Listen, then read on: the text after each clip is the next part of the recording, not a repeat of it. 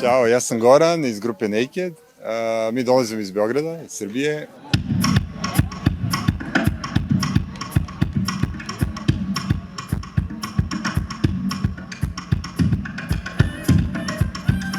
I do sad smo snimili 6 albuma i obiđali smo ceo svet, pa jedno 3-4 puta sigurno.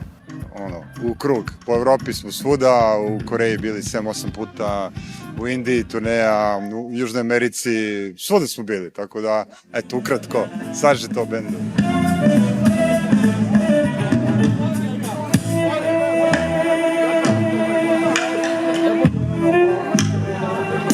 Svirali smo Kamičak Fest pre par godina, Rijeku i to, ali ovde nismo nikad. Dubrovnik smo svirali isto ponekad, ali evo prvi put i mnogo je lepo. Divan je festival i super je za sada. Lokacija je prelepa.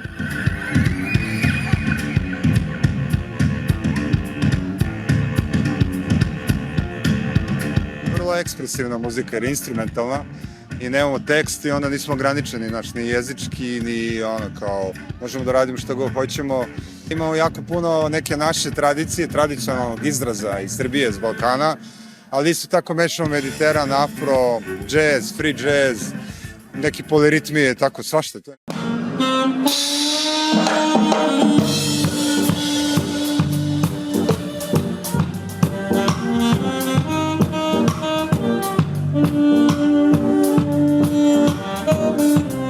World music je, ali je naked sound.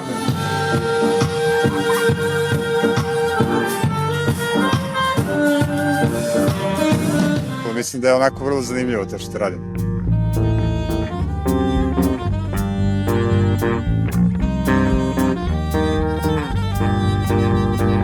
Molite se i mir u svetu svima i da budemo lepi, veseli celo ovo leto i ceo život. Završite te ratove više, eto poruka kao odavde.